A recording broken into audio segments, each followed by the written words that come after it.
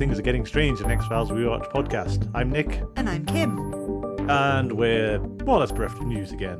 Pretty much, yeah.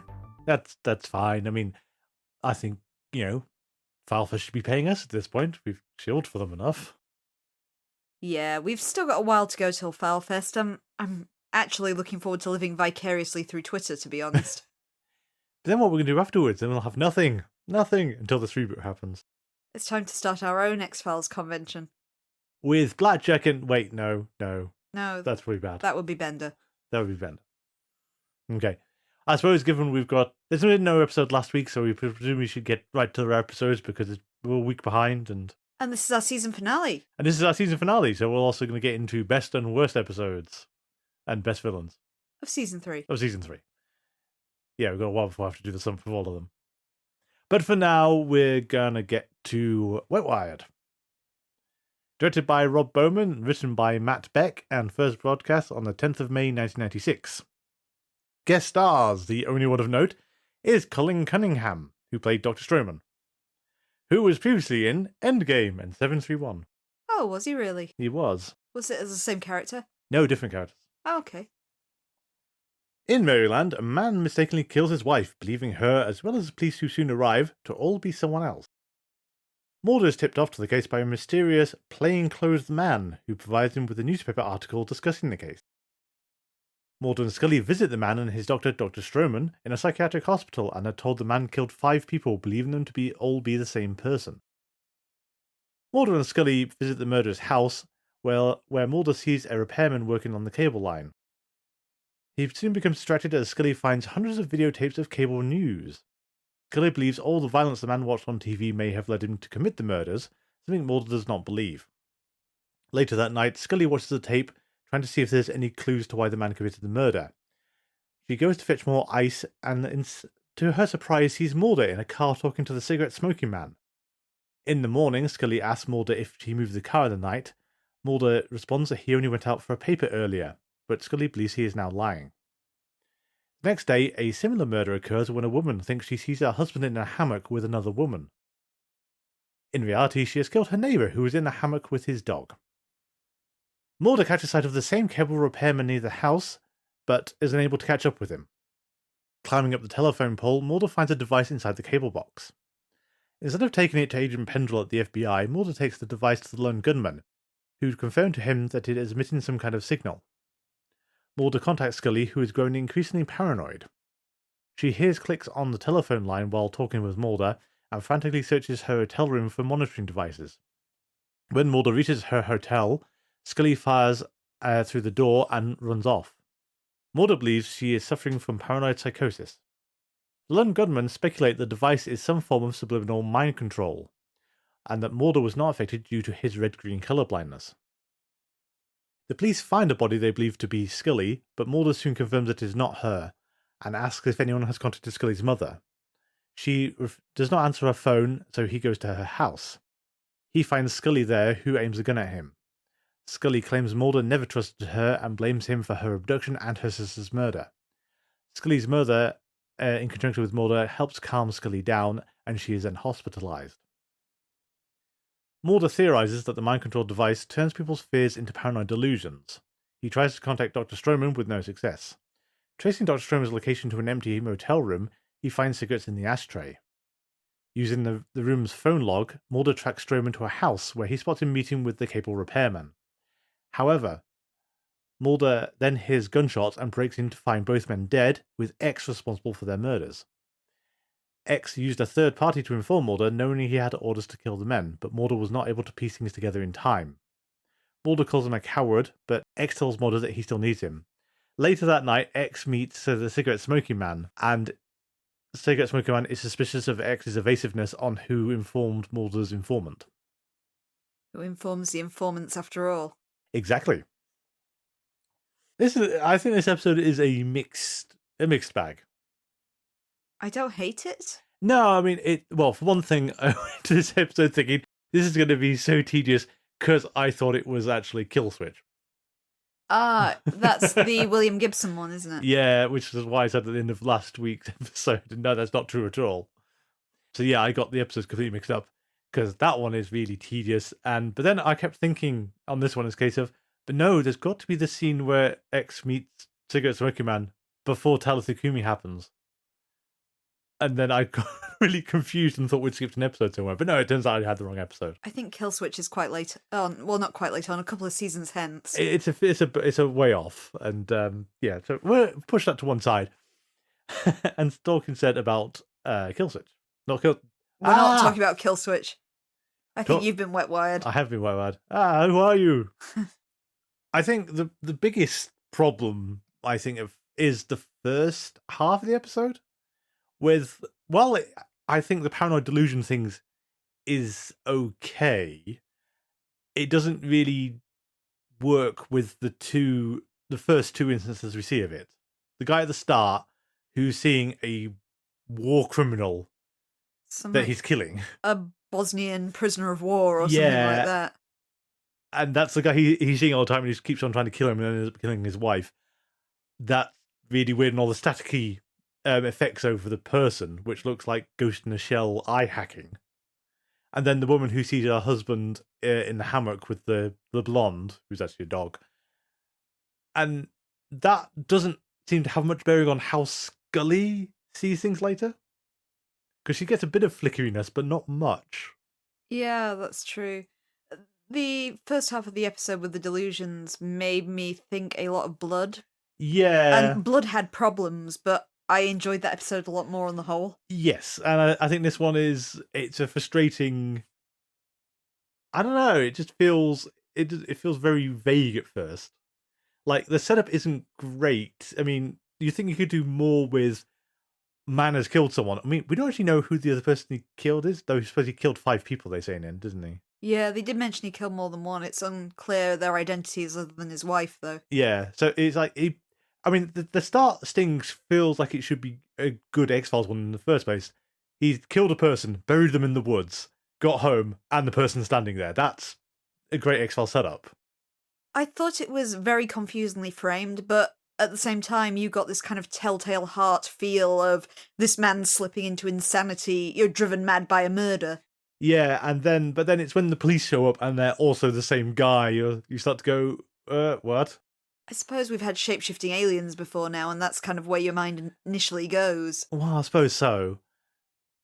So I think it's kind of weird to do the movie violence theorization that Scully has. Or not even the typical one, though, because most people would blame, Hollywood violent films and not someone who's endlessly taping cable channels. I mean, that's the other weird thing, is I don't think an explanation of why they're taping cable channels. They just both happen to be taping cable channels. Yeah, it isn't explained, or if they've been compelled to do so by the... We don't actually know what the subliminal message is, even. No, other than it makes you paranoid and hostile is about the best we've got for it. Yeah, usually when you have that whole theory that Scully exposits that you'd like to think as a medical doctor she wouldn't exposit it, is linked to both violent video games and video nasties. Yes. Unless just watching the news. Yeah, and that's actually one of the counterpoints people have raised against violent images influencing actions. Is there are a few famous cases where people have either been watching the news or been watching some good wholesome family film and then gone and killed their families, which puts paid to the whole connection that people are trying to make.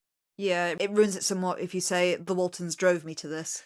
I don't know. If someone made me watch the Waltons, I'm feeling like Wednesday in the Addams Family Values when they shut her into the shack with all the Disney films. Yeah. Yeah, that might drive me to it, to be fair. No, we're perfectly mentally stable people, mostly. Okay, I'm getting a little bit afraid now.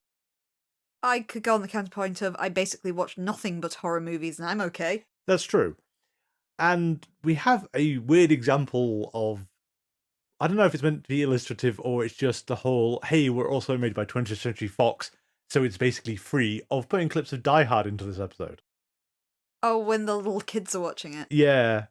And it's fair enough. I mean, the only thing that gets me about it is Mulder and Scully gain access to the guy's house, and you hear a woman scream, and so they panic and rush into the next room, and they're watching Die Hard. But if you know Die Hard, that scream wouldn't be isolation like that in that film.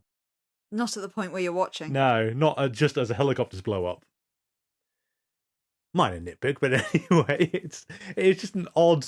Yeah, could you not have used footage from Aliens or something? I mean, True. they went with Die Hard for whatever reason, which is fair enough. It's nice to see the Lone Gunman though, and I kind of like how Mulder plays into Scully's paranoia without realizing it. So in the better half of the episode, when Scully's sort of going off the deep end, I like how Mulder's unconsciously feeding into exactly the kind of paranoid thoughts, but also that we've got into this thing again where he's completely incapable of empathizing or understanding why his actions look suspicious if you're in that mindset, which you think he'd actually be able to do given he's done it to other people. It's kind of interesting because paranoid Scully behaves an awful lot like Mulder in the conspiracy episodes. Yeah. But in those episodes, in earlier times, we've seen times when Mulder doesn't trust Scully. Yes. And yet the shoe's on the other foot here and he can't see the flip side of it. No. And so it's the whole, I'm going to get it to be, take this cable thing to be analysed. Oh, I talked to Adrian Pendrell, said you didn't come. Oh, I didn't go to Adrian Pendrell. Because you can't see how that's going to look suspicious to someone. But also later when Scully is ranting and saying, Mulder never trusts me, he literally just hasn't, because she said, oh, who did you take it to? And for some reason, he doesn't tell her it was the Lone Gunman. Yeah, I mean, even if he doesn't want to talk on the cell phone, which I understand from a paranoid sense of view, but just saying the Lone Gunman isn't really enough to sort of really put them at risk. Or you say something vague like, our technically minded third party. Or the three geeks. There's loads of way of alluding to them without saying who they are. But it's nice to see them around again. I mean, I feel like it's been a while since they last showed up. It was It must have probably been Apocrypha. Yeah. And this one feels like a better usage of their skills, given they're doing technological and analysis and conspiratorial stuff. And not ice skating. And not ice skating. As nice as it was to see them ice skating and do that, but this is more their actual thing. How much the actual science of it works is one of those negligible things. Well, we all know how subliminal marketing works, and it was famously used for things like selling hot dogs at the movie pictures. Yeah, just sending people into paranoid, homicidal fantasies. It is, again, it's the whole, this is Blood Mark 2. The closest I can think is like a Derren Brown experiment. There was the very famous Derren Brown heist where he managed to condition 5 people into robbing a bank. Well, trying to rob a bank, none of them actually made it, but yeah. One of them had a really good stab at they it. Did. Was it she? She, I think, yeah, I remember seeing that. Everyone had to swarm and grab her. But that was done through numerous different techniques, including like music and visual stimuli and other ways to condition them. Well, I always remember it because I did watch at least some of it. It was Can You Feel It by the Jackson 5 was one of the trigger songs. Yeah, it was things building up. There were things like an image that would go past on a van and stuff like that. It was a number of different triggers. It wasn't as neat as this with just an image on a TV screen. Yeah. And still, I'll come back to the whole weird glitching thing at the start just doesn't feel like it's got any place, because that feels like you're altering reality rather than you're just preying on fears. Yeah, I think your analogy with Ghost in the Shell is quite apt. It's more like they themselves are being hacked. Yeah, which is just... Ghost in the Shell has an excuse for why you can get away with this. Because people have electronic eyes. Exactly. I mean, you do have to worry about the future with... surely the protection on your eyes should be good enough that this can't happen, but... I don't know, I've watched Black Mirror. That's fair enough, but you Ghost in the Shell. I mean, it does get a bit silly after a while in Ghost in the Shell, because eventually everyone starts hacking everyone else's eyes so no one can see anything. A slightly comedic thing I noticed for this episode is we've got X has put an intermediary in place because Stephen Williams was filming something else. Yeah, that's why he only appears at the tail end. Yeah, and why there's this random other guy who shows up to give Mulder the breadcrumbs of the whole mystery. The plainclothed man. The plainclothes man. What's hilarious, though, in Wikipedia is if you click on the plainclothes man, that's a link to the X-Files' Many Men in Black. Oh, okay. Scroll down the page a bit and you'll find Jose Chung's Men in Black, which is hysterical, sandwiched in between all the other Men in Black. The deadly serious conspiracy ones. And here's Alex Trebek and Jesse Ventura. Very neat. I thought that was particularly good. I don't think they do a bad job justifying why he's there. Given that X is flying a bit too close to the sun at this point. He's compromised himself too much. And he's more vulnerable than he's been in a while. At the same time, it would have been so much neater if Plainclothes Man didn't exist. Yeah, I think it becomes apparent at the end when you try and bring X back in. Your line that you mentioned, like, who informed the informant, is just, we don't need that second stage removal. No, and it's like that conversation with Cigarette Smoking Man is just a case of, do we know who leaked it to Mulder, and X just looking evasive at the end, and that's all you needed. I personally think that scene at the episode is one of the best bits of the episode, just because of the way it mirrors the preceding scene. Because just before that, you have the bit where Mulder is reporting to Skinner and asking similar questions of him of, who was it that killed these men? Oh, we'll never know, and all the rest of it. And then you cut to the cancer man who's essentially asking the same questions. Oh, who was the informant? Next saying, oh, we'll never know. You know, it being X in both of these cases makes the nice kind of parallel. Yeah, that would have been far neater ultimately. Mm. It feels a bit convenient, but I do like, again, in this episode, we have an instance of detective work. So I like that you say that as a surprise in a series about FBI agents. But it is a surprise sometimes, because we've noted the times when we get the detective work and times when we are leaping from conclusion to conclusion without much connective tissue. DPO versus syzygy. Yeah, that kind of thing. But and some of it's a bit convenient, because I don't quite understand how one bit works, but and unfortunately it doesn't involve Scully, but it's when Dr. Mulder asks Scully's doctor about the tests they've done and said, could any of this be explained by amphetamine abuse? And the nurse says, absolutely not. And that's contrasted with what Dr. Stroman told him at the very start of the episode was the explanation for the first guy. So then he tries to track down Dr. Stroman. They don't know where he is, and the number he's left is the motel phone number. But Mulder only knows that because he's got a matchbook with the number on it. I don't understand when and where he picked that up, unless it's a thing you did in motels in the 90s, which is possible. And then uses that to trace the outgoing calls back to the house where Dr. Stroman is, and he meets with the cable guy just before X shoots both of them. So, detective work. Yeah. For a neat catch that you could get early on, apparently Stroman is Dutch for straw man as well, for you to know early on that it's an alias and that's not who he really is. I should have given it away. Mm. Then again, you need to be careful with that, because a lot of people like to make out that Darth Vader is a big clue, because Vader is father in Dutch. Coincidental, though. Because he was named well before that plot detail existed. But yeah, actual detective work's good. And Scully's psychotic breakdown, as you said, is like Mulder at his worst in some of the conspiracy theories. Anazazi's probably the closest instance to when he's actually done this, and she's been on the other side of it. And now he's not really getting how bad it is to be on the flip side. Mm. I don't think the dead body feels like a weird distraction, because you don't believe that can possibly be Scully. No.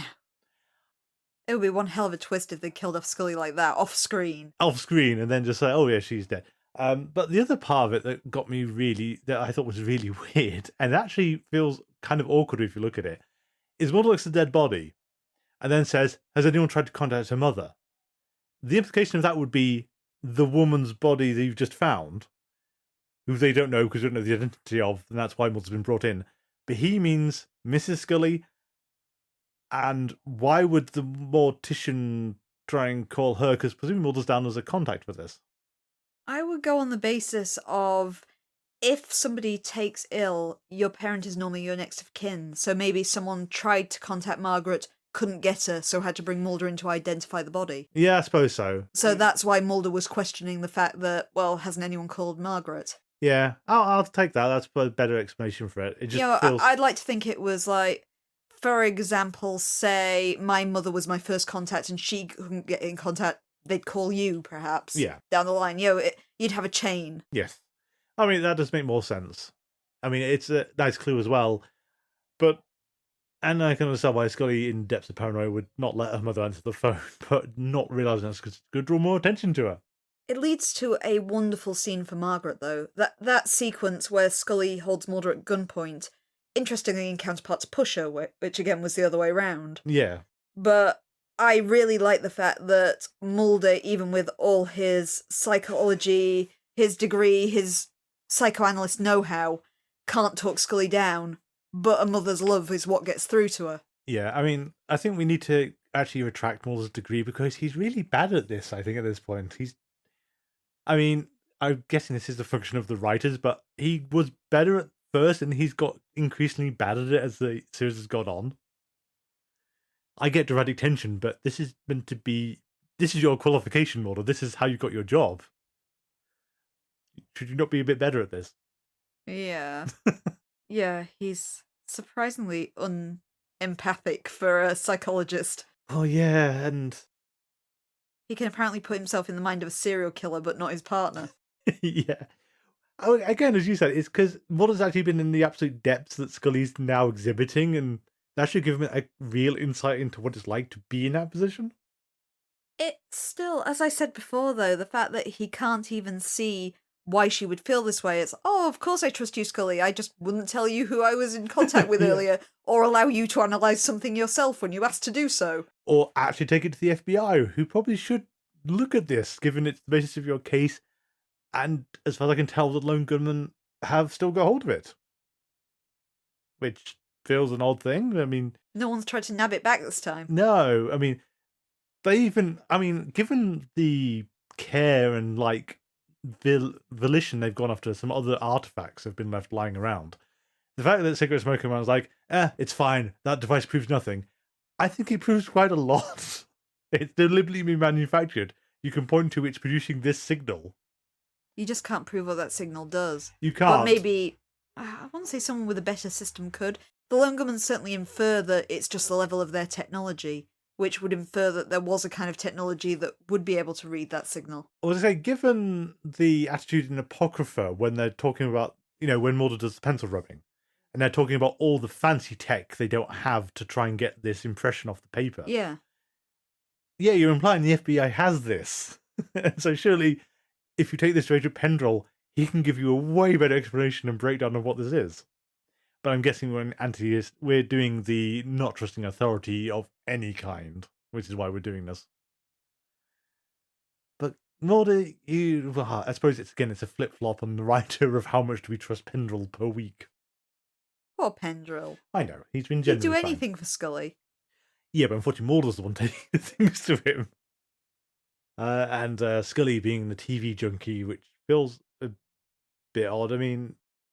It's not so much she's the telly junkie. She's analysing these as part of the case, and it's just the fact that because she's not red-green colourblind, she's susceptible to the signal. Oh, I know, but it's trying to prove Scully's theory, or disprove Scully's theory, which leads them to watching all these tapes on fast forward. Mm.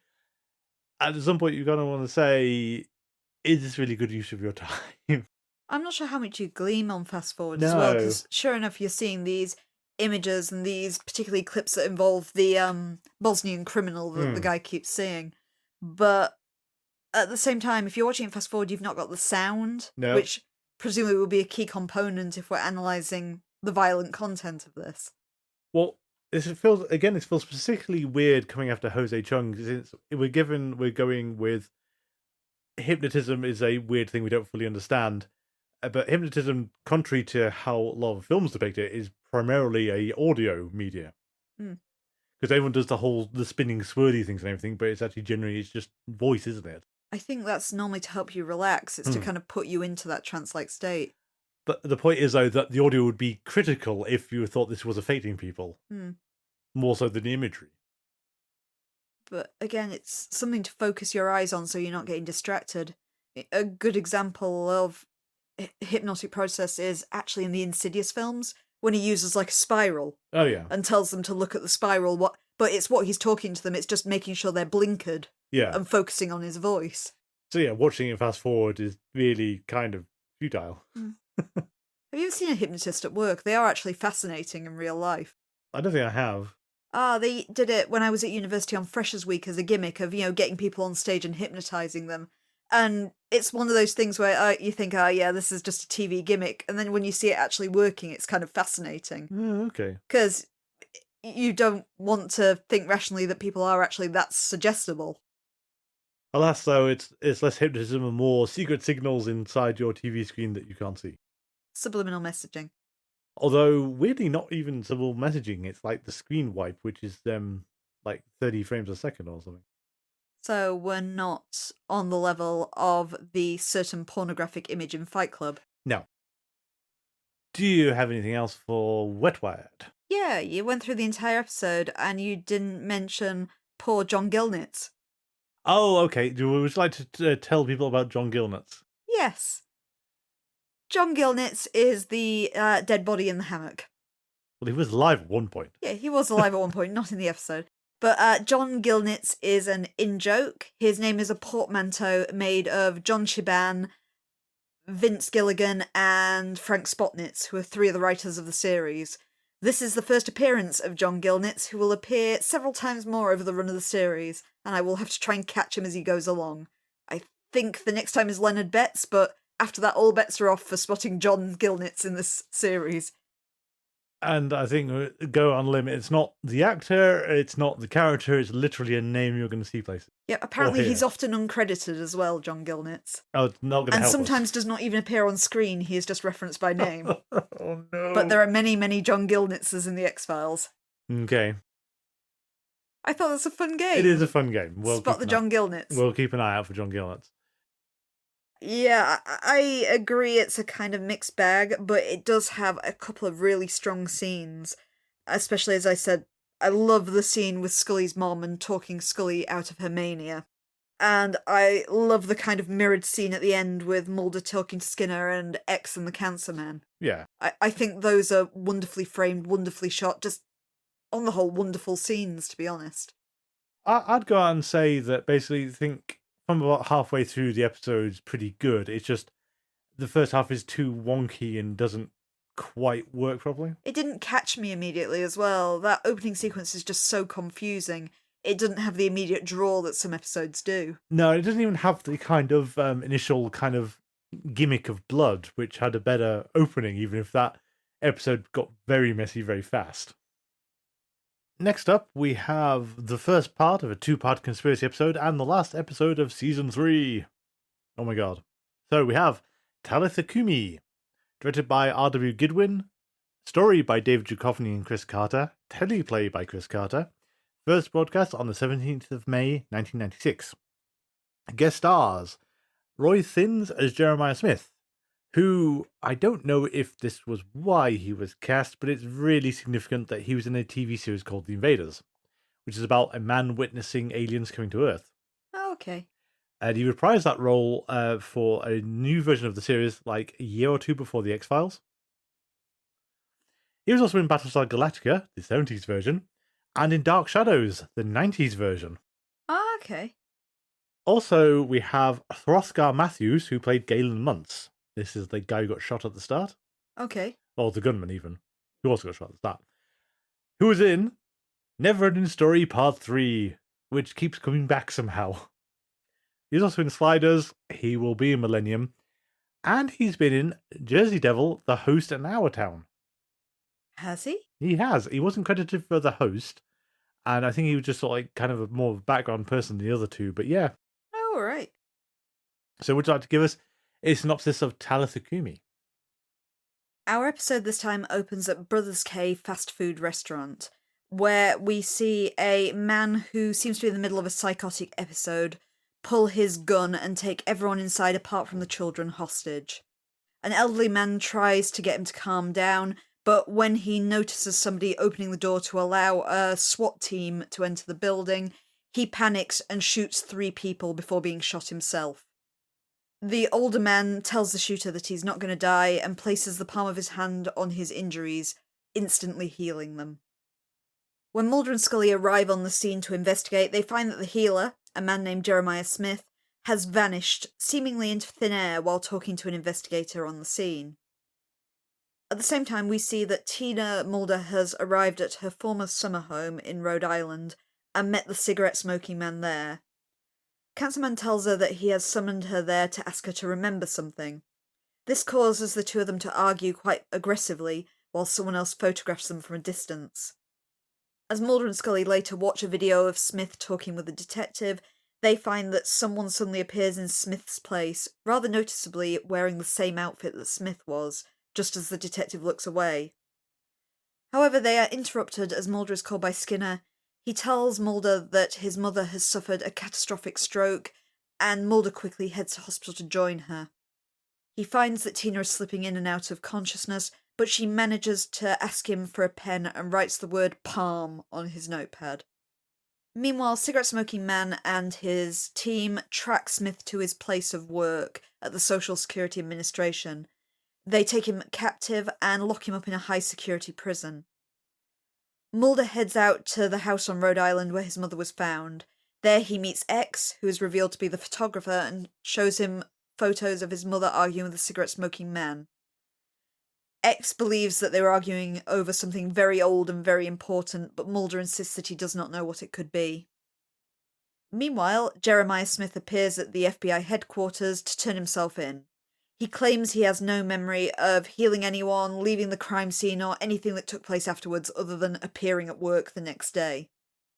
Mulder begins to search the summer home, and eventually realises that his mother has miswritten what she was trying to say in her condition. What she actually meant to say was lamp, rather than palm. He smashes a bunch of lamps in the building and eventually finds one of the alien stiletto weapons, like the one that we saw in Colony in Endgame, that is able to kill these shape-shifting aliens. At the prison, we see the cigarette-smoking man interrogating the man who we have to assume is the real Jeremiah Smith. In the argument that follows, they talk at length about an unknown project that is currently underway. Jeremiah Smith has long seemed to have lost faith in this project, while the cigarette-smoking man tells him that people no longer believe in miracles, instead now they believe in authority and science. Over the course of his conversation, the cigarette-smoking man gets more unnerved and agitated while Smith remains calm, morphing into Deep Throat and Bill Mulder to really get under the cigarette-smoking man's skin, and eventually revealing that he knows that the cigarette-smoking man is dying of lung cancer. Mulder, in the meantime, goes to see Skinner and demands to know the cigarette-smoking man's whereabouts. He blames him for what happened to his mother. Skinner, unfortunately, is unable to assist him. On learning that Jeremiah Smith came in to give a statement, Mulder heads over to the Social Security Administration with the intent on taking him for questioning. However, Jeremiah Smith flees the second he has an opportunity, morphing into someone else to vanish into the crowd. We quickly learn that this Jeremiah Smith is actually the alien bounty hunter when he heads to the prison with the intent of assassinating the true Jeremiah Smith. However, when he arrives there, stiletto in hand, he discovers that Jeremiah Smith has somehow escaped his cell. Mulder heads to the hospital in order to see his mother and runs into the cigarette-smoking man who is there with the same purpose. Mulder holds the cigarette-smoking man at gunpoint, blaming him for everything that's happened, and demanding to know what he spoke to his mother about. The cigarette-smoking man tells him that it was Tina that contacted him about the whereabouts of his sister. In the meantime, Scully is in her apartment, looking into Jeremiah Smith, and finds that there are many other Jeremiah Smiths with the identical appearance working at different Social Security Administration offices across the country. When Mulder leaves the hospital, he encounters X in the parking lot. X demands that he hands over the alien stiletto and fights, but the two of them reach a stalemate, Mulder still leaving with the weapon. Meanwhile, Jeremiah Smith arrives at Scully's apartment and informs her that the original man that she interviewed, the man she believed to be Jeremiah Smith, was actually an imposter who was sent to kill him. Smith informs her that he knows about an elaborate plan that links mysterious government project with Mulder's sister. Scully brings Smith to an abandoned site off the interstate, where Mulder also meets them. He wants to take Smith to see his mother so that he can heal her, something that Smith seems to be amenable to doing. However, the alien bounty hunter arrives seconds later. Thank you. Hey, do you remember Miracle Man? I do indeed remember Miracle Man. Back in season 1. So, I've been saying on this for absolutely ages now, but I finally get to do it. So, Miracle Man had, I don't know, it was, a faith healer who could actually genuinely heal people by touching them. Who, according to his father, he found him lying in the tall weeds on the bank of the muddy Mississippi. I would speculate now, completely unintentionally though, that the kid was a shapeshifter that got abandoned somehow, and that his resurrection at the end is not mystical or biblical at all, but the fact that they're incredibly hard to put down. Yeah. Completely unintentional, but I think that's hysterical. I think your only counterpoint to that is that he bleeds red when he's beaten up. I know it doesn't quite work, but yeah, it's too close. Yeah, I know you've been sitting on this one for a while. It is incredibly, incredibly close. It feels really misguided to give the shapeshifter this power, given that we've seen someone do this almost exactly, but the explanation was something else. I suppose for the defense of giving the shapeshifters this power is that we're presuming that Jeremiah and the bounty hunter are both pure aliens, and I think everything else we've encountered to this point directly have been hybrids. True. Like the Grigors and things like that. We can always call them the Grigors, even though that was the stupid cover story. The other point, and I didn't really come up in the synopsis, but it's the thing I'd like to fasten onto first is Mulder shouldn't want this case, I feel. By what I mean is, the episode opens with the shooting at the restaurant and Jeremiah Smith doing some miracle healing. I mean, not only miracle healing, but he kind of sucks blood out of these people's clothing, leaves the bullet damaged, but sucks the blood back up. Which most we're going to go, that's why. Anyway, so you've reversed the footage. It's fine. But it's miraculous healing things. No hint of aliens at this point. And Mulder goes and talks to the shooter, who says, it was as if God came down. God was in the restaurant and healed me. Based on revelations, Mulder to say, that's it, I'm out. Scully, this is your case. I'll see you in 2 weeks. This is the part you've been waiting for, where Scully pops up and says, have you considered Jesus, Mulder? Exactly. I mean, the fact that Mulder's prepared to go anywhere with this case feels so weird, given how actively hostile he was to this interpretation in Revelation. It's even interestingly, the title of the episode is a biblical quote. Yeah. Talitha Cumi literally means something like, young girl, I say arise. It's from one of the parables where Jesus heals the dying. Yeah. And I get that. I mean, to keep on with the biblical stuff for a while, I had absolutely forgotten how weird the conversations between Cancerman and Jeremiah Smith are. I'm not talking in terms of they keep on doing the thing I like about the Syndicate, which is always talking in euphemisms, and it's always they know what they're talking about, so they don't need to spell it out. This one's pushing it a bit when they keep on just saying the project and the date's been set and things.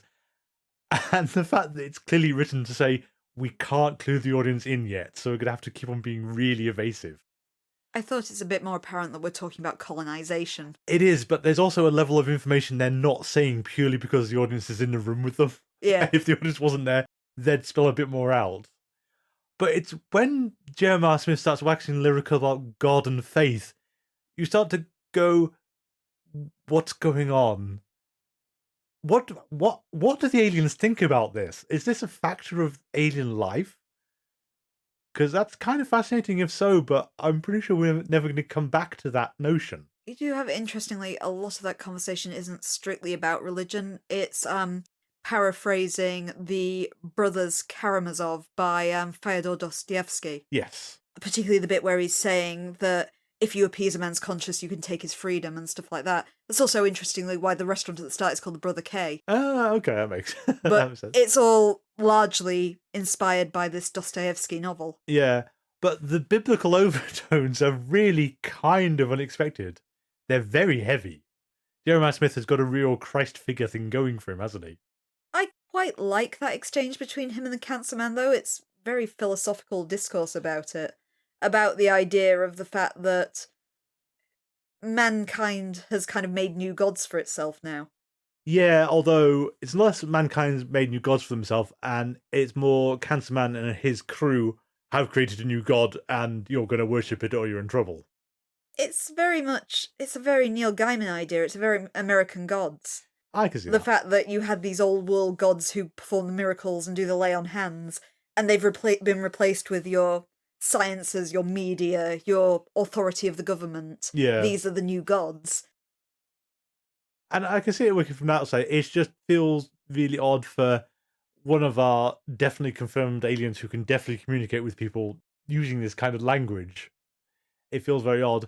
And there's also how the aliens know what they know, given to mess Councilman up by shifting into Deep Throat and William Mulder. That's an interesting thing that he knows that would actually get to him, even though Cancerman was at one step removed from both of their deaths. But we know he worked with both of them directly. We do. Particularly Bill Mulder. Indeed, and presumably Jeremiah Smith is keying off of that. Well, as Jeremiah Smith has evidently been actively involved in the project, but has grown disillusioned with it, presumably he's worked actively with people like Cancerman and Bill Mulder in the past. Yeah. I will say, however, though, that why is cover story so hard for these people? Because Jeremiah Smith is a very pretentious biblical kind of adjacent name. Because at least it's not JC, it's JS, which is heading over that direction. That's clearly what they're going for. Jeremiah is a biblical name as well. As well, yeah. And that would be fine. What's less fine is when Scully turns up the other 5, who have the same name and the same photo. You're shapeshifters. What are you doing?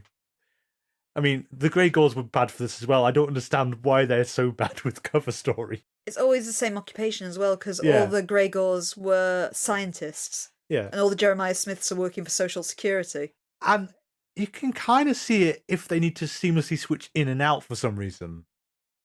It's also, I guess, particularly more so with Jeremiah Smith, is he's working in a cube jungle, where you're a faceless cog in the machine anyway, and who's going to notice? That's less troublesome, but it's still, if you can literally assume any shape, you can do some variations on the same model. It's a really weird problem the aliens have. I don't quite understand why they struggle with this, apparently. I mean, just for stealth purposes.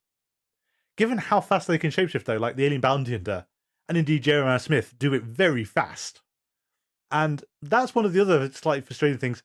There's an excuse for it, though. It's a case of why Mulder and Scully, and especially Mulder, doesn't settle on shapeshifting very quickly. Because when you see the footage of Jeremiah Smith do the shapeshift at the crime scene, as an audience member, it's really obvious what just happened, even though they're really confused for a few seconds. It's somebody passes very briefly in the way of the camera, and then there is a man with a similar build wearing the similar suit with a different face. In exactly the same position. Yeah. And that's the problem with how the detective, when he's relaying events, he doesn't say, I looked down on my notepad and looked up, and suddenly he was gone, but this other guy turned up. It's just, he was gone, as if he'd turned invisible. Mm. Which, again, some of the aliens can do, because we saw that in Fallen Angel, and that's still never come back. I still maintain that's a different sort of alien. That's not one of the shapeshifters. True, but we did possibly connect it to the black oil. But the black oil's also not one of the shapeshifters. The black oil's just the black oil, isn't it, at the moment? Yeah, I mean that's fine, but yeah, it's Mulder. Given how rapidly Mulder figures out that he's got the weapon when he finds it in the lamp, based on nothing more than Samantha's kind of vague description back in Colony or Endgame. That's all. You said to me when I was watching it, how does he know this? All I can think to link it back is that Samantha described how to kill an alien with a thin blade to the neck. Yeah. And so I've got to assume that Mulder looked at the stiletto and thought, aha, my alien killing weapon is here. But if you can figure that out from that description, and also I'm pretty sure Samantha said the bounty hunter can look like anything. How the Jeremiah Smith case doesn't immediately say, oh wait, that guy's wearing the same suit and the same build in the same place. I've seen this before, Scully. I was in a nuclear submarine in the Arctic, admittedly, and dying, but... See, I'm not as picky with that as you. My favourite thing is the fact that Mulder has the easiest anagram in the world to solve and still needs to write it on a bit of paper. I do remember when reviews for this one came out, because this was, again, one of the videotapes. Mm. And so we got this one slightly early because they were packaged together. And it was one of the critiques and the reviews was, yeah, I can do this one in my head as well, Mulder. What are you playing at? Like, Mulder, it's clearly not palm. Malp? Could it be Malp? But then there's the really frustrating bit, and I can I can see why Mulder would come to this conclusion, but it feels stupid to put in the episode where he says, "My mother wrote palm on this notepad. Jeremiah Smith healed people by putting their palms on them. Clearly there's some connection." And it's, you're not wrong, Mulder, but your connection is not what you think it is. It's not even remotely connected. It's akin, I think, and it's time for Kim spoils another TV show for you. Buffy the Vampire Slayer, when Joyce Summers dies, Buffy is determined to find a connection that will make that supernatural, so it's something that you can comprehend. Yeah. It's the same with Tina Mulder's stroke, is Mulder cannot comprehend that this is just something that happens to women of Tina Mulder's age. It has to be connected in some way. But she also kind of hilariously just gets a lot worse suddenly. Because there's the whole thing of, oh, they got to her in plenty of time, she'll be fine, Mulder. And then near the end of the episode, she's got worse. What? To be fair, that's kind of in part... What Scully says is true about strokes is that's why the acronym is FAST for strokes, is the quicker you can get the professional medical help, the better the prognosis is. But the brain is a complicated thing, is you'd have no way of... If someone's had a stroke, it's a serious medical incident, and you would have no way of knowing what the damage was until they gained consciousness. That's fair. So, but she doesn't. The best Scully could say was, they got to her quickly, she's got a good chance. You couldn't for certain say without knowing how bad the bleed on the brain was or anything like that. That's fair. It feels a bit too convenient for giving Mulder an incentive to find Jeremiah Smith. It does feel like she takes a turn for the worse, though, given that she's conscious enough to write down palm. Yeah. And then completely comatose and possibly not going to get better by the end of the episode. Yeah. And there's some... It's a weird nitpick to make, but there's some structural iffiness I felt with the episode. It's like the trips, how many trips they make to the summer house feels really repetitive after a while. Because, fair enough, set the scene with Cancer Man and Tina Mulder. That's fine, you need that to do later stuff. And then have X and Mulder meet there. Also fine. It's the fact that Mulder goes back to Washington, D.C., reviews the footage of the crime scene, drives all the way back to the summer house, and then finds the stiletto. And you made the point of, what happened to the summer house? It looks in... There's a lot of stuff there for something that hasn't been used in... To be fair, they don't say it hasn't been used. They say that Tina Mulder doesn't use it. That's true. But she seems to have abandoned a lot of her clothes and personal effects there. And children's toys. There's a lot of stuff there. Although, okay, so we might as well do this bit now, though. The hysterical line, which shouldn't be that hysterical, but you found has got meaning to it. There's the fact that Tina Mulder and Cancerman know each other isn't a shock. It's not a shock, but it's still really frustrating that in Blessing Way, Tina Mulder is going, I have no idea who any of these people are. It was a long time ago, Mulder. I've forgotten everyone. And it's a case of, no, you know this guy who was best friends with your dad, who used to go water skiing with you. Which, I know, obviously he was a lot younger at the time, but it's still a fundamentally funny image to see Cancer Man go I still think skiing. you're picturing him there with the trench coat and the cigarette. How could you not? But of course, Bill Mulder wasn't as good at water skiing as Cancer Man, which feels like innuendo. Yeah, there's definitely the indication that Cancer Man is inferring that he's better at something else. Wink, wink, nudge, nudge.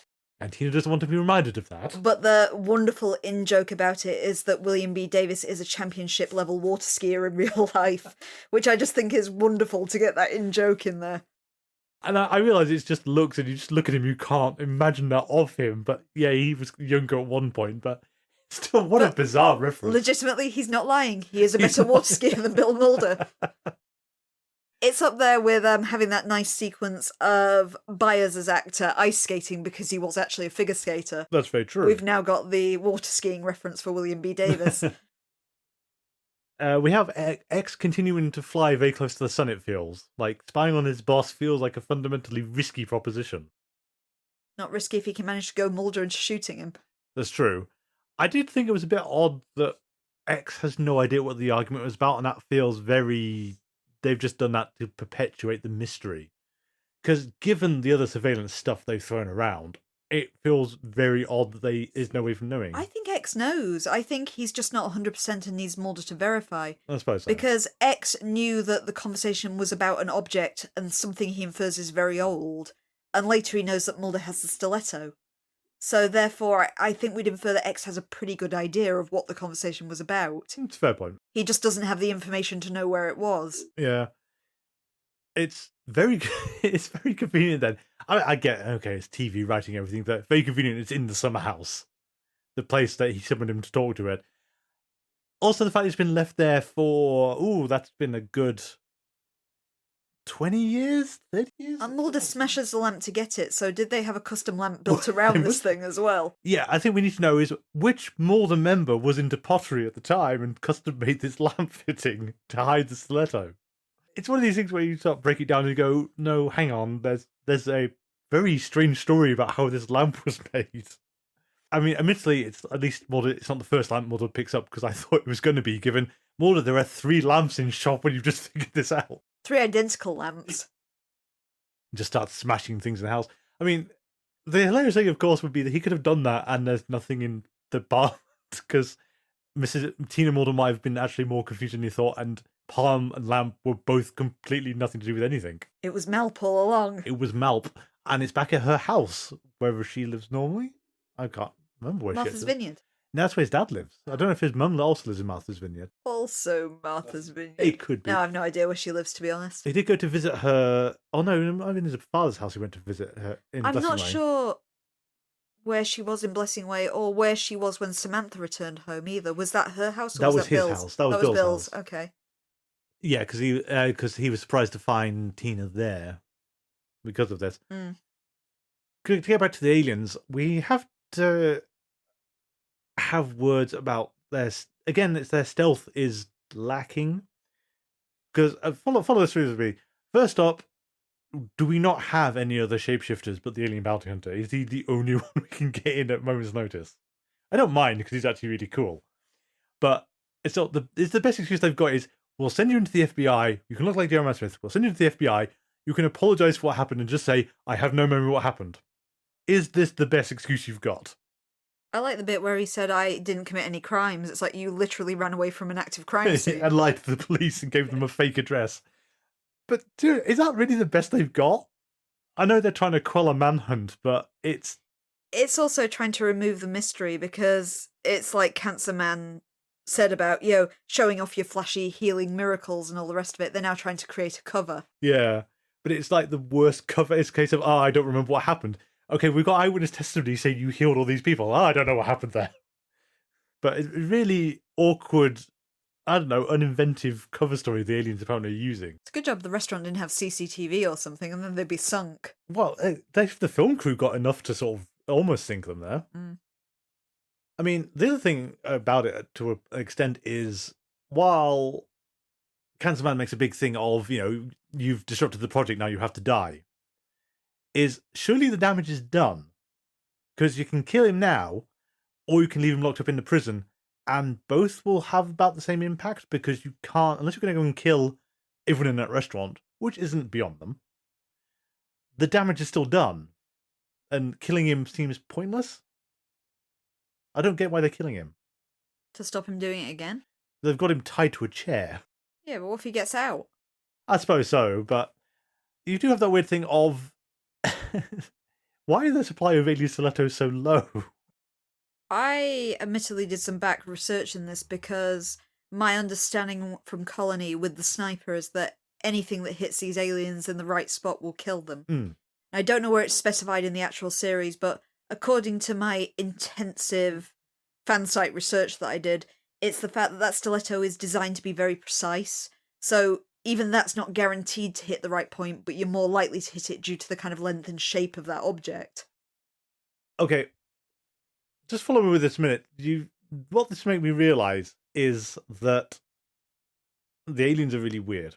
I mean, that's been true all along, but to take some other examples then so you can only kill them by piercing this one spot in the neck. Yeah. So the guillotine and Highlander, can you not just chop their heads off? Will that not do the same trick? What if you don't hit the sweet spot that will kill them outright? If it is a particular pinhole-sized point in their neck that we're aiming for? I suppose, well, so far we've only seen them shift between human form to human form, so we would have to imagine their brain is still in the same place. So if you took the head very far away and maybe set fire to it. You don't know that. If I don't know this that. sweet spot controls regeneration or something, perhaps they could regenerate, A whole head. a whole head or something like that.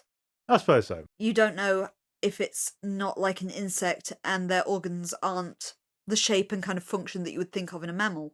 Okay. In which case, though, I would still imagine that with our level of, microscopes and X-rays, you'd be able to pinpoint this specific region. Oh, so you're getting him under an MRI machine before you stab this super strong shape-shifting entity in the neck. But he's not super strong. Jeremiah Smith is really weak, given he got grabbed by a handful of guys. But the bounty hunter is exceptionally strong. I know. Well, then you like to point it out at the time. Colony as well. Yes. She says the bounty hunter is not normal. Yeah.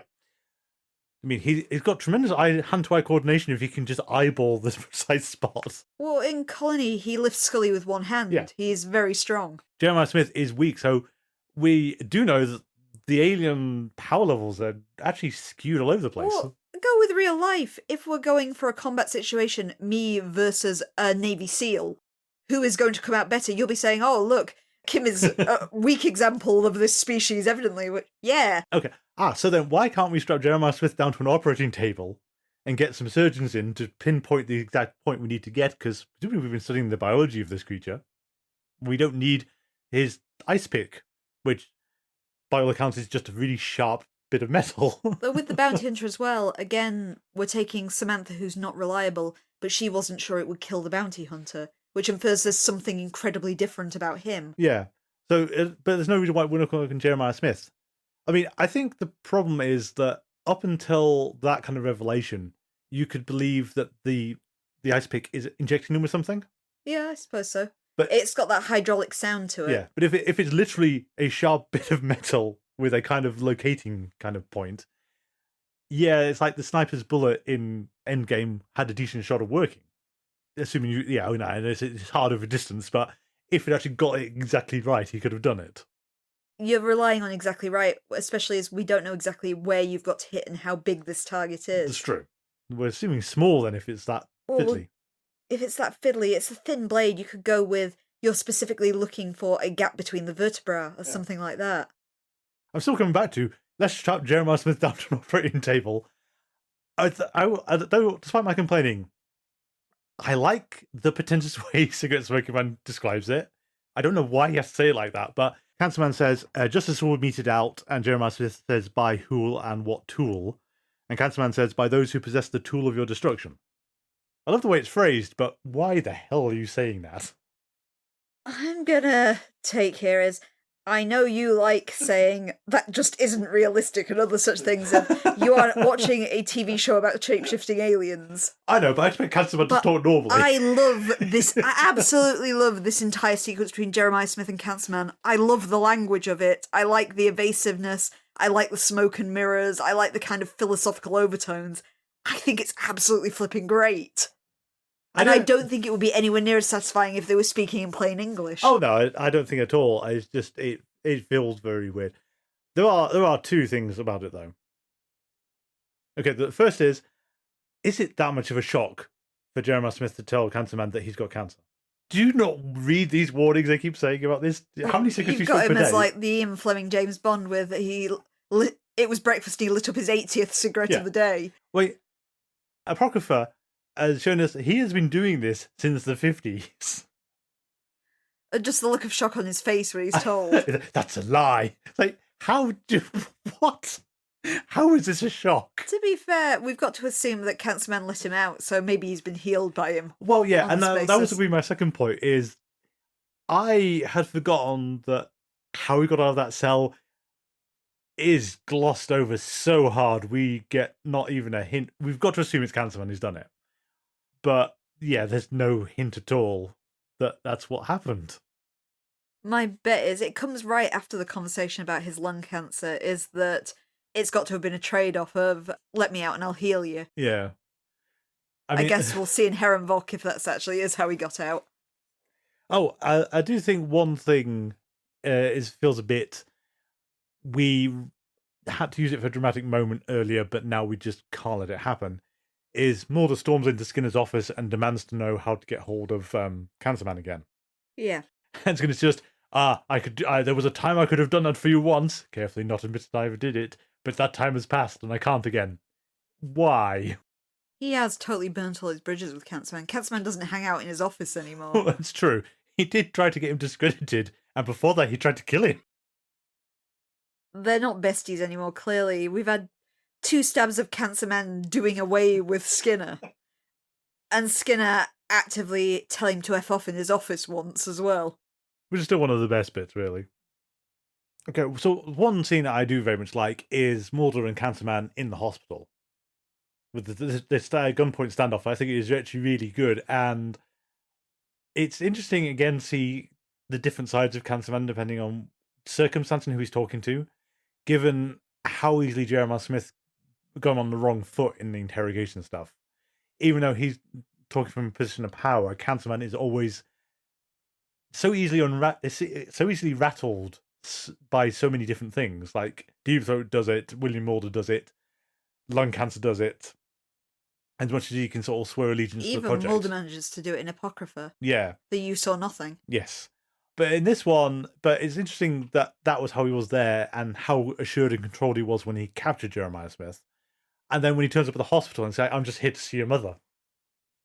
Really blasé, just not letting it get to him. It's a bit like the well-manicured man lie sandwich is, I think that's genuine. He yeah. is actually there to see Tina. He evidently does care for her to some degree, or care for this former friendship they had. Yes.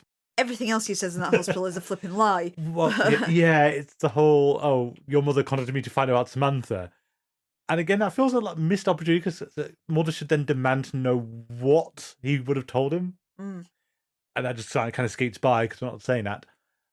But talking of Samantha, we've set ourselves up for something as Herrenvolk, which, going on a limb, I don't think it's going to pay off, but we'll see. The fact that Jeremiah Smith has connected her with the project. Yeah, and this is important information from Mulder. That's a doozy. And coming of season 4, can we possibly find out what this is? I imagine this is going to wind up being a lot like Anasazi was, where you have this amazing setup that they're going to bulldoze at the start of season 4. Well, yeah, I mean, to be fair to them, it took them a while to destroy the tape. It lingered, but you did have the end of Anasazi with the buried train car full of dead aliens that we do away with so fast. No, they weren't aliens. They were experiments in this lab down at this leper colony. What? Who? What the hell is going on? That's interesting then about the conspiracies, because we seem to be settling into... of late, there seems to be 3 groups of the conspiracy. They are kind of tied together, but they're not crossing over per se. Because season 1 had a lot of very weird aliens, because we don't talk about Space Ghost anymore. We should talk about Space Ghost more often. Should. We can tie Fallen Angel and the Black Oil together, maybe, because there's some common attributes between both of them. But in general, we have the grey alien stuff, whatever Anasazi was dealing with, which seemed to involve the grey aliens based on the sequence in the mines when we saw them fly overhead, wander down corridors. Based on things like the fetus too might also be connected to purity control. Yeah. So we've got those, and then we have the Black Oil based on Apocrypha, because that was a big 2-parter, and that was a big dramatic thing. And we have the Shapeshifters. Mm. And so it's one of these weird ones where, yeah, they're all distinct, different aliens at the same time. You can't rule out that some of these aren't the same aliens or aren't connected in some way. I think particularly the grey alien purity control plot and the Shapeshifters, because this seems to have the tying thing of the Syndicate and the Project right in the core of it. I suppose, yeah, they're both... So, if they're not kind of intrinsically linked, they are both connected to the Syndicate in some way, which makes me believe that there might be a thread running through this. That's possible. The Black Oil is the real outlier at the moment. Yeah, well, I suppose it's also because it's the most recently introduced. The other ones have been around for a bit longer. But the Syndicate had their spaceship, so at the same time... Oh, Is it connected in some way? we know we have to tie it back to the grey aliens because the spaceship was salvaged in Nisai, of course, which was connected back to Scully's abduction, which ties back into Anazazi, Lessingway, and So Paperclip. there is some connection we're not seeing for the black oil as well. There is. Whether that's an actual thing or that's purely because the Syndicate is a common thread across all of them and it's not actually designed to... Where is the conspiracy going? You're going to have fun in a minute. I was about to ask, do you want me to do it this week or do you want me to save it for Aaron Volk? That's a tough call. I mean, would you rather... I suppose it actually makes sense to wait for Heron Volk to tie whatever they're going to do with this one together. Yeah. Because we've got questions we don't have answers for yet. Probably fair. We'll wait and do a bigger Kim's Conspiracy Corner next week after Heron Volk then. That sounds fair. But I do feel, again, some of it's because it's a cliffhanger TV writing of here's Mulder, here's Scully, here's Jeremiah Smith, the man who knows what's going on. Before he can say anything, the alien bounty just shows up. And here's the man with the knife. Yeah. Oh, for God's sake. It's like Mulder inside the sleeper car in the last season finale in Anasazi. Yeah. It's that sting that's going to make you... And now you've got to wait 6 months to find out what happens next. At least they've learned, because this one doesn't have the locked room mystery that we couldn't resolve. Because we can't resolve that locked room mystery in any way that makes it remote. Yeah, it's a lot less fatal this time. Yeah, it's not, Mulder's vanished without a trace. What? We have the exciting sting of the alien bounty hunter has shown up with his own stabby stick, but Mulder also has the MacGuffin stabby stick to go at him too. It's one of these ones where, you can kind of come back to, you got precision, or if this Leto thing was an injector of some kind. It's the amount of fuss they make of getting a hold of the one that William Mulder or Tina Mulder hid in the house or in the lamp.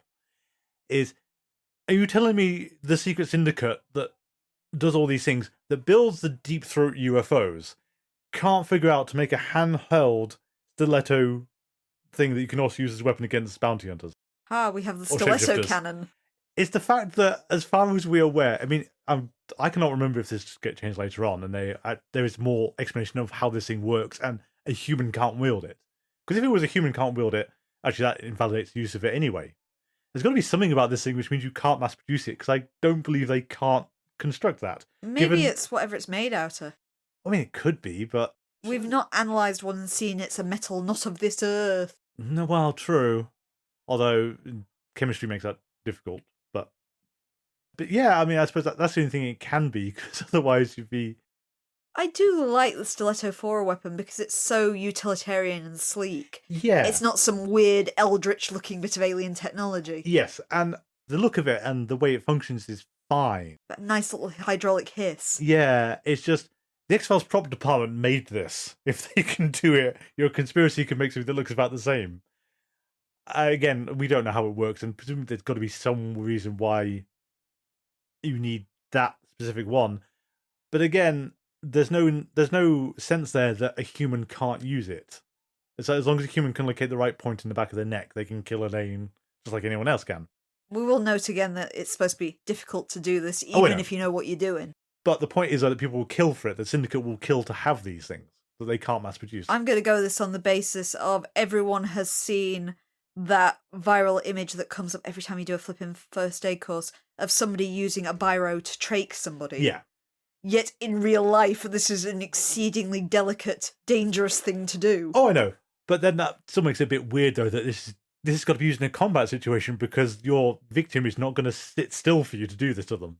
Like, well, yeah, that makes it even harder. At least your person you're traching is lying on the floor, presumably dying at the time.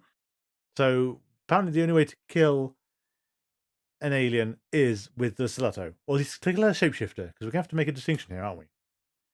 Because we know that they've killed a grey alien in the series.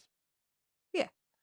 Deep Throat admitted to having killed one as well, yes, pre-series. EBE as well. EBE, we know it was alive and it was killed somewhere while Mulder was running around the power plant. I suppose we don't know for certain if they had a stiletto to hand for that. No, you have no way of knowing. Yeah, we don't know. Good. Well, this is the X-Files. We just don't know. We can't answer these things. Do you have anything else for Talitha Cumi, or should we get on to talking about the best and worst of the season? No, I think we've covered everything. I actually do really like Talitha Cumi as an episode. It's not my favourite conspiracy episode, but I think it set up a lot of interesting things to make me excited for the start of season 4 for Herrenvolk. Yeah, I would go with that. So that was it for season 3. That was quite exciting again. Mostly a bit of consistency, I think. I mean, there were some absolute dives in quality. You reckon? I think, although we do have better consistency than we did in season 2, the highs and the lows are a lot more pronounced in series 3. Yeah, I'll give you that one. It's more uneven. The highs are really high, and the lows are catastrophic. I think that we're going to talk about the worst episodes in a minute, but I think for anybody who's listened to our season 3 knows what the worst episodes are. Well, I put down, because when you went to have one, I put down my worst episode, and I said, you know what I'm going to say, aside from that one, I've got another... You got some honourable mentions too. Dishonourable mentions. Well, what do you want to go with first? Are we going to go with us, or are we going to go with the Twitter poll? Shall we go with the Twitter poll first? Yeah. I'm curious about this. Well, as I've mentioned in previous weeks, I'm going to put this to the fact that the weather is hot and not Elon Musk. That we haven't had as many people come back on the Twitter poll this time. I only asked people about the top 5. I didn't ask them to pitch in on the other ones because we didn't get much back on the top 5. Sorry guys, better luck next time. But there were 2 episodes that are the standout ones that are the only things that everybody mentioned. Okay. Which makes it quite a mixed bag for the series on this one. People couldn't hide. What do you reckon they are? I'm going to go on a limb and say they're not the ones I think they are. They're probably not the 2 you're thinking. No, because I'd put down Clyde Bruckman for one of them. I'm guessing it's not. No, you got Clyde Bruckman right. Okay. The second one then. Oh,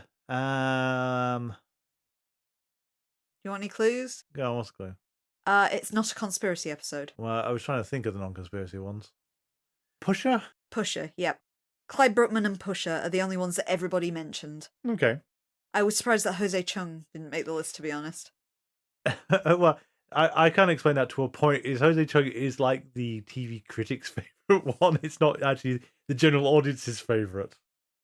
Now, other honourable mentions, Jose Chung did get a mention. All the comedy ones did, actually. War of the Copperphages, Quagmire, DPO got a mention, and Paperclip and Apocrypha were the 2 conspiracy ones that people brought up. I can understand Paperclip, and I can understand Apocrypha, but... So, our top 5, in order. Okay. I'm going to go as well. Do you want descending order? Go descending. Okay, do you want to go first, or should I? You should go first. Okay. Descending order. Position 5, DPO. Okay. Position 4, I have cheated on. Okay. Because it's a 2-parter. I'm going to go with Piper Maru and Apocrypha. Okay. 3 is Pusher. Okay. I think you can guess the top 2, to be fair. I have sneaky suspicion. 2 is Jose Chung. Yeah. But as I have You made very clear. and debated with people on Twitter about, my favourite episode is Clyde Buckman's Final Repose, which I'm going to go further and say it's probably been my favourite episode so far. That's completely fair. I'm going to be less cheaty and put number 5, Apocrypha. Okay. At number 4, Piper Maru. Oh. Number 3, Pusher. Number 2, Clyde Bruckman's Final Repose. And number 1. I know we're not in agreement about which is the best episode. It's fair. I mean, again, if it's good that both of them are in the same top 2 spots there, just in different orders. They're both excellent. I just think Clyde Bruckman is the better episode of The X-Files. Yeah, I mean, we made that point in the Jose Chung episode, is, strictly speaking, Jose Chung is great entertainment, but it's not towing the X-Files line, it's making fun of the X-Files, whereas Clyde Bruckman is a completely functional X-Files episode. Yeah, it follows the pattern. It's got some fantastic dialogue, and it's got a really good balance between being funny and being tragic. Yeah. I think it hits that mark absolutely perfectly. It is...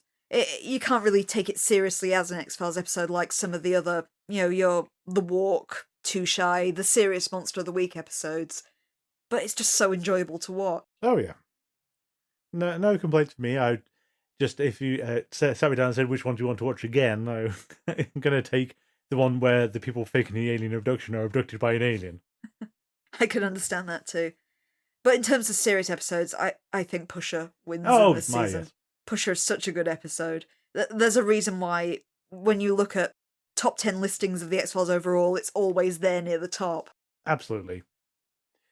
It is a very good, very effective episode. So, connecting, should we say who the best baddie is so far then? Well, I was thinking, but you kind of played your hand early with that one, given there's very obvious connection you can make from what you just said a second ago. So, are you thinking the same? I was thinking Patrick Meddell. Robert Patrick Meddell, the Pusher. Sorry. The Pusher. I did have a few honourable mentions for this one. Okay, I didn't actually bother that part, but... Alright, I'm going to go with Rappo from The Walk. Okay. He's detestable, but he's got clear motivation, and you can kind of understand his thought process, which elevates him again above some of the monstery ones. Yeah. And the other one, because we only spoke about him recently, is the hard-faced man, James Hong in Hell Money. Oh, yeah. Or Mr. Yip, as the book calls him. But he's also just chilling. Yes. I think the problem is he's not in the episode enough, really.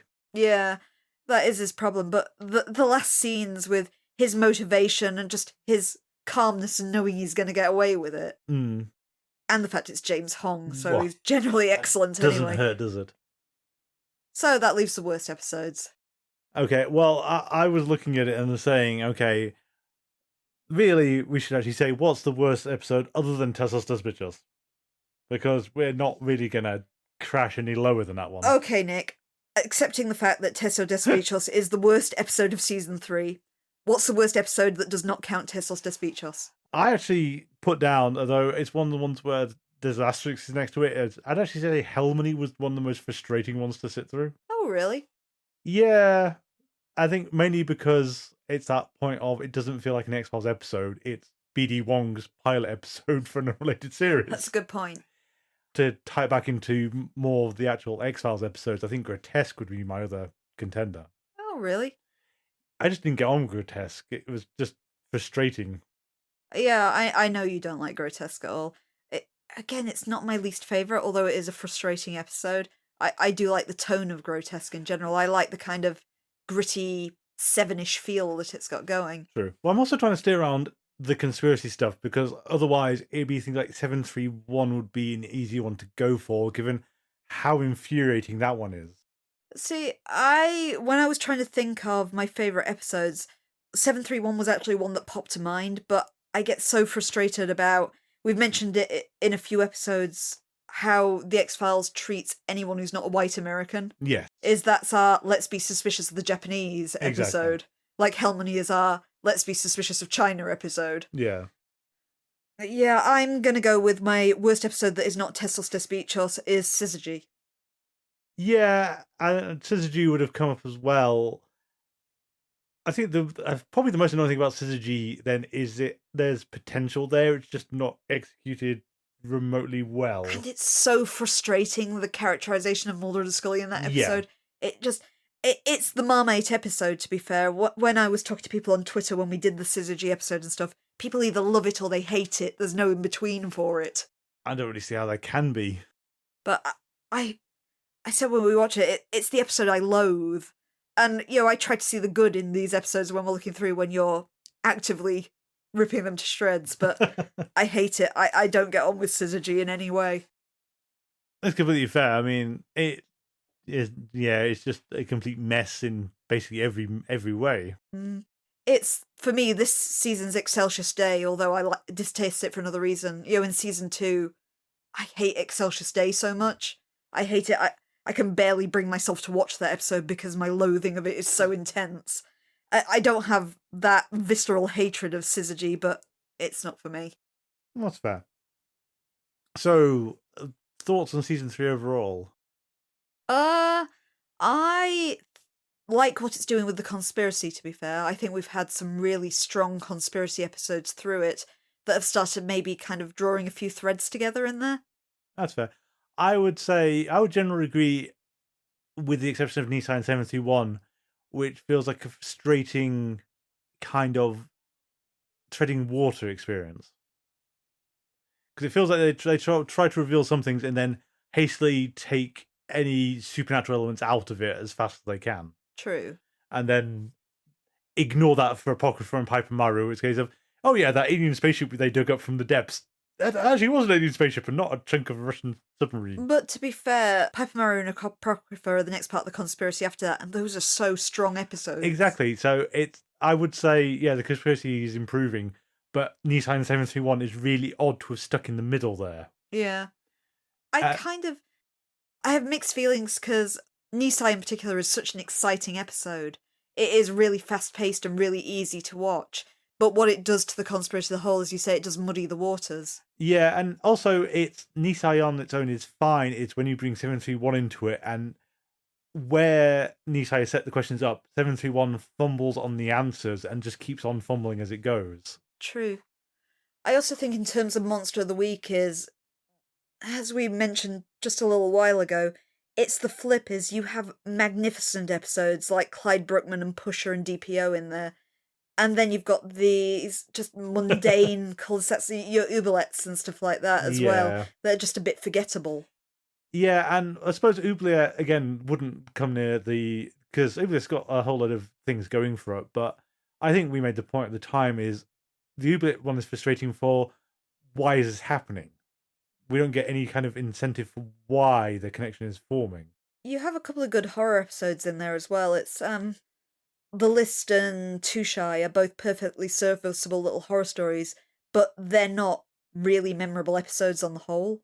They're not these X-Files conspiracy ones that you're going to remember and you're going to keep talking about. No, and I think you made the point for Too Shy is this is the X-Files Vampires Mark 7 or something at this point. Yeah, I'm looking forward to seeing what our organ-eating mutants are going to do next.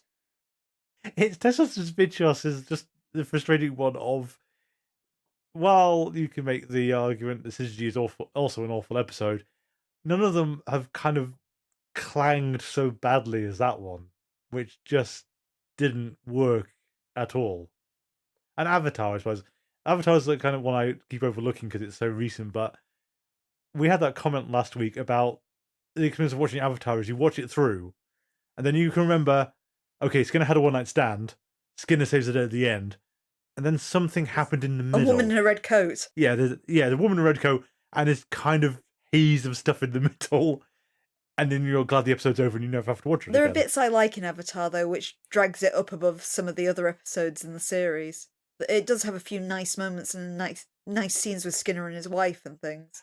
But when you get down to it, that the central premise of the episode is just stupid. Yeah. Because Skinner cannot have twisted this woman's head round. No way, no how. So this murder investigation is stupid.